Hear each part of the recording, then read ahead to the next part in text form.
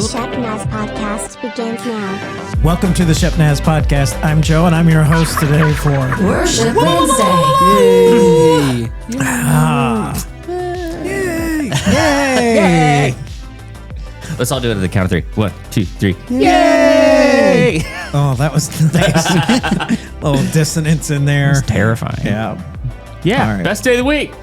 Well, welcome in, guys. Welcome.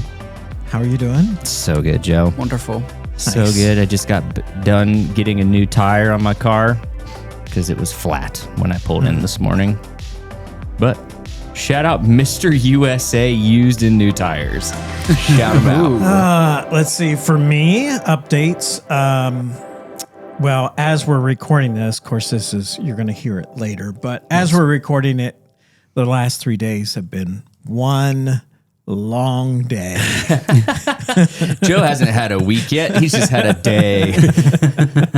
For the rest of us, it's Wednesday. For Joe, it's God only knows. Yeah, it's still Monday morning for me right now. It's just Poor Joe. coasting through, but we're getting there. Hey. We are getting there. Proud of you. I would imagine by the time you're hearing this, there are no slots left for Shepnaz basketball. Nah. But you're welcome to give it a shot. You go to shepnazbasketball.org because everybody else already has. So Yeah. Good luck. might as well check it out. Good luck. Couldn't hurt. All right. Send us his prayer requests. Yeah. So, Noah, what's going on with you? Oh, I'm just hanging in, All right. hanging out, hanging in. hanging out. Yeah. Did Doing I great. hear you saying that you went frisbee golfing? Did I overhear this conversation? I've been doing a lot of frisbee golf recently. I thought, wait a second. Is it frisbee golfing? I thought it was called disc golf.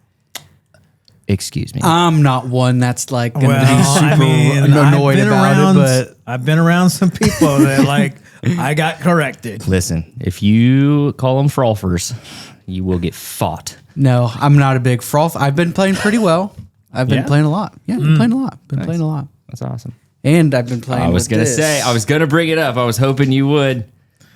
Listen, Yeah? if you haven't discovered the joy in life of what is called a gravity disc, for those listening, it is about a 2-inch, Oh, 2.5-inch rubber miniature frisbee with rivets on the side. Honestly, when I first saw it, I thought it was a fidget spinner. Kind It's like, I've been playing this fidget spinner. Y'all ever heard of those? It's a new fad. But get you a gravity disc. You can get a 3-pack on Amazon for $15. Yeah, a lot of fun. Hours of fun for the whole gang. So that's just like disc golf on the go. Is that the idea? Or It's its own unique beast, I think. Or bored in the sanctuary. yeah. Or don't like the song and you're in the congregation, wing it Yeah, up to the just- worship leader. When Zach's up there, just give him a little Wang. flick and he'll notice. Get Tomatoes are just overrated now. We Yeah. throw mini frisbees. Next. Love it. All right. So what are we doing today? Oh, we're talking about frisbees, apparently. Just kidding. No, I wanted to talk about a specific passage of scripture today. Okay. Due to a song that may or may not have been played this past Sunday. And it's called Rattle. Rattle. If you don't know the song Rattle, it's a song by Elevation Worship. And the chorus of it is simply, this is the sound of dry bones rattling. This is Right. the praise making dead men walk again. Open the grave, I'm coming out. I'm going to live again. This is the sound of dry bones rattling. I'll just say I admire the fact that you did that without a screen up with the lyrics on it. Yeah. I didn't need my confidence monitor. Yeah, you know know why? it. Because Right I'm there. confident. Yeah. Yeah, because I have it on my laptop. I'm just kidding. I actually don't. I did it. But this is based out of a passage of scripture called Ezekiel chapter 37. And it's a really interesting passage. And for someone like me and anybody else that is very visual, like is a picture person, Yeah. this one's kind of interesting. It's a little brutal and kind of yucky at times, but really cool. So let's dig into it. Sure. Sounds Starting great. right at verse 1. Yep. It says, the hand of the Lord was on me, and he brought me out by the Spirit of the Lord and set me in the middle of a valley. It was full of bones. So just even that specific scripture, you're thinking, the Spirit of the Lord led me into the middle of this valley. Maybe it's pretty. Maybe it's a beautiful little stream. Like the Spirit of the Lord wouldn't take me somewhere yucky, but it just so happened to be filled with bones. Moving on. That's just my 2 cents. Kind of gross. Verse 2, he led me back and forth among them, and I saw a great many bones on the floor of the valley, bones that were very dry. He asked me, Son of man, can these bones live? I said, Sovereign Lord, you alone know. So if you're looking, like, again, I'm visual. So put yourself in that picture right now. You're led by the Spirit. You walk into this valley and you look around and it's just full of bones. And not only just bones, but like dry bones. So it's saying like these have been around for a minute. Yeah, but I would say the only thing that would be a little more gross than dry bones would be wet bones. Yeah. Valid point. Valid point. Why are all these bones wet? I would be more cool with the dry bones, I think. Where all these ding dang wet bones come from, man? Not all right, cool. So yes, a bunch of dry bones. Yes, dry bones.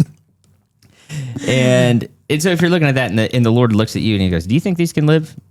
Like, I like that it's a very Sunday school answer that he says. It's like, Sovereign Lord, only you know. AKA, they're bones, probably not. Well, like, what's the right answer here? I don't know. Tell me what you want me to say. Exactly. Yeah. Exactly. So then it goes on to verse 4. Then he said to me, prophesy to these bones and say to them, dry bones, hear the word of the Lord. This is what the Sovereign Lord says to these bones. I will make breath enter you, and you will come to life. I will attach tendons to you and make flesh come upon you and cover you with skin.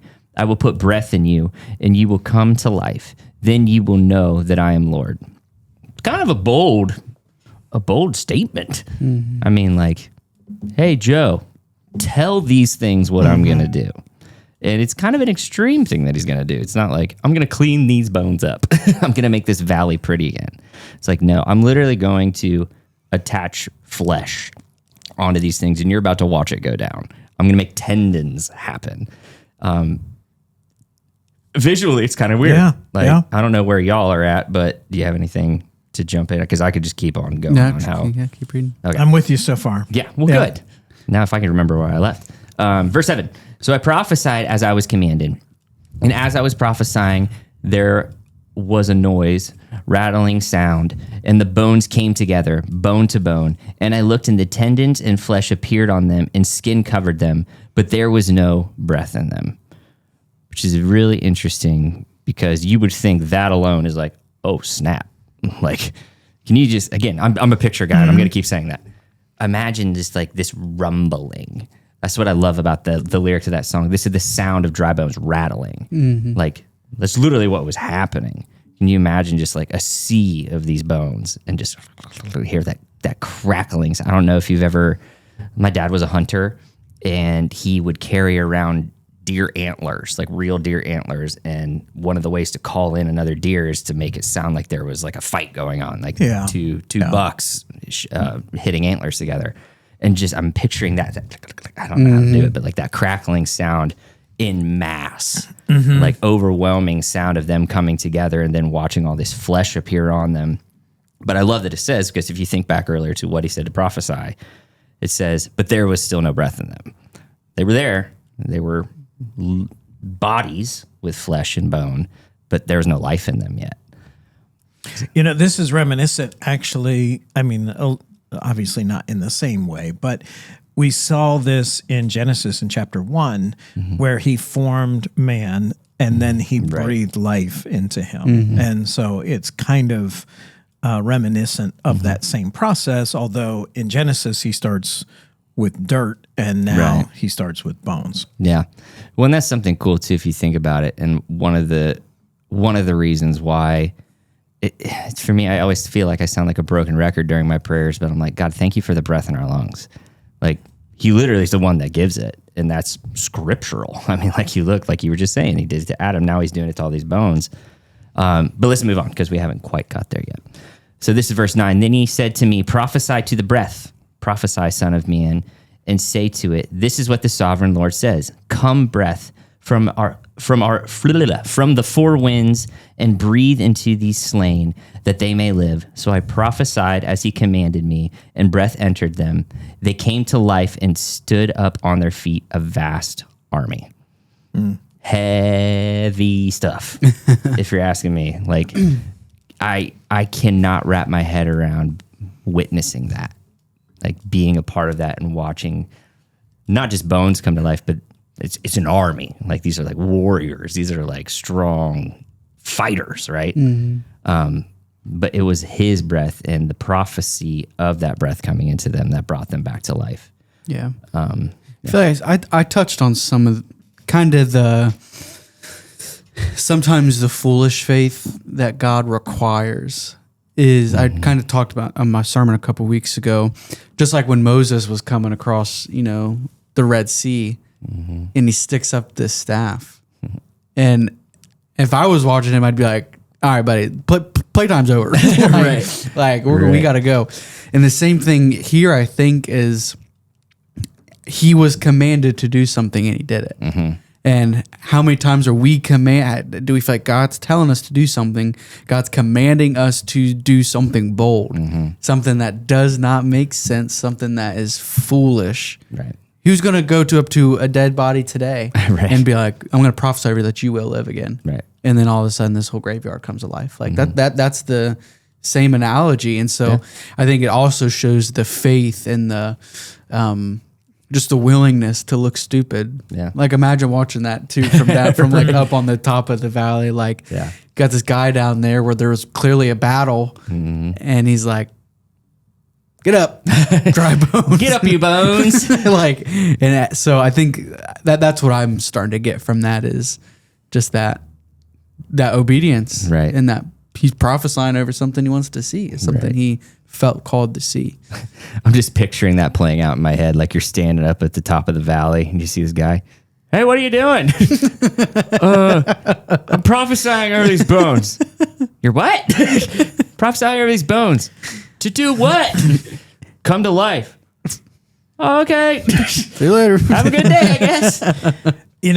I wonder, there's like two different commands here. And the first one, sometimes we'll just maybe obey the Lord just because he said to do it. And like, this seems silly to me, but if this is what you're saying to do, then I'll do it. Yeah. And so Ezekiel does that. But then the second part comes. And I would imagine, at least in my mind's eye, I'm thinking at this point, Ezekiel's thinking, oh, this is going to happen. I mean, because if you'd already seen the bodies take on flesh, and then God says, okay, now you tell the wind, and bring in the breath and to bring them to life. Right. And at that point, I'd be like, yeah, let me do this. Yeah. I want to see this happen now. But if I hadn't maybe seen the first half of it, I don't know if I would be prepared or bold for the second half, but maybe by the time he gets to the second half, just an honor for God to use him in this way, because it could just have easily been said, okay, you prophesy that the bones get flesh and all that. And so then now we have these bodies standing, but there's no breath in them. And then God goes, and he goes ahead and gives them the breath. But instead what he does is he empowers Ezekiel to do it. It says, now you do this. And that's, I think, really remarkable. And it's kind of, we can reflect on how God doesn't need us to do his bidding, to be his hands and feet, but he's actually giving us the opportunity and the privilege to be part of it. Well, where did I hear? I think we all heard it. Just that the only thing that God didn't use man for was the resurrection of Jesus. Right. Everything else he used. I forget where I just heard that. Was it a staff thing we were at? I forget. Somewhere I was with somebody. Sounds like somebody preached that somewhere. Sounds good. I think it was preached, if I'm not mistaken. Yeah. You remember that? Yeah. Yeah. I don't know where it came from. But just that idea that other than the resurrection, God used people, used Ezekiel to do the craziest of things. And He can still use you. That power is still alive. That power is still active. Yeah. It's just you have the faith to really sit there and do that. Right. 100%. Well, and then to wrap it up, this is what I love. The whole reason that this went down, it says in verse 11, then he said to me, son of man, these bones are the people of Israel. They say our bones are dried up and our hope is gone. We are cut off. Therefore prophesy and say to them, this is what the sovereign Lord says. My people, I'm going to open your graves and bring you up from them. I will bring you back to the land of Israel. Then you, my people, will know that I am the Lord when I open your gates and bring you up from them. I will put my spirit in you and you will live, and I will settle you in your own land. Then you will know that I, the Lord, have spoken, and I have done it, declares the Lord. So, I mean, we can kind of really easily put ourselves in that statement, right? When there's so many people that are like, well, I just feel like I'm in a dry spell, or I feel like the Lord is far from me, or I feel like no matter what I do, that I'm dead spiritually. I'm dried up spiritually. I feel like the Lord has cut me off. But the reality is he's like, I want to put my spirit in you. I want to put my life in you. So I'm going to pull you up from your grave. Right. And so I guess my encouragement for anybody listening to this that has been in those seasons, I mean, like, I know I've been there a bajillion times where I'm like, all right, God, where are you at? Like, I'm just spiritually not in a great spot. I am just dry. I'm feeling disconnected. I'm feeling cut off. And the Lord is just like, well, I'm here to make you new. I'm here to fill you with new life. And it is because of my spirit that you can have new life in me. And so if you are feeling like you're in that season, know that God has not forgotten you, that God has not cut you off. He has not left you, but he is ready to fill you with his spirit, to give you fresh breath, to give you fresh life. And so maybe today, take that time to just have a real honest conversation with God. You know, we talked about this too, like God's a big boy. Like, have real hard conversations with God. Yeah. And just tell him, like, hey, if this is where you're at, this sucks. I hate this. I'm feeling depleted. Lord, I need you to fill me up today. And let him do it. Let him do it. Amen. You know, one more thing I would add to it is that at the top of this chapter, it says he was carried away in the spirit before all this happens. Right. And I think sometimes this is a lesson for us to learn, that there are times that God needs to get us away, and he communicates with us in our spirit, and it's like, I want to show you something. Yeah. And then what he does is, after he's done with that, with, you know, Ezekiel, he goes, now I need you to go to the people of Israel and do this. So there's some things that that he may communicate with us in the spirit, and then he goes, okay, now I want you to do this in the physical world. Right. Now I want you to actually put hands and feet to this. I've shown you what can happen. I've shown you how I can work through you. Now go do it. Yeah. And for me, maybe in those that are listening, maybe that's something in your prayer time where God is talking to you like, hey, I can help you share your faith to this person, or I can help you reach out in this way in your community. And you're like, I don't know if I can. And he's telling you in your spirit, yes, you can do this. Now say amen and go do it. Right. And then he empowers us to do it then as well. For sure. All right. Well, we hope that you've been challenged and maybe a little entertained along the way as we took a look in Ezekiel. Feel free to look at it yourself and maybe share some of your comments with us about it. You can always email us at podcast@shepnaz.org. Also, we encourage you to check out everything that's going on in the church by going to shepnaz.org. Follow us on Facebook, Instagram, and YouTube. For Pastor Zack and Noah, I'm Joe. Have a great day. This podcast is a production of the Shepherd Church of the Nazarene, Gahanna, Ohio. Email to podcast@shepnaz.org and let us know what you think.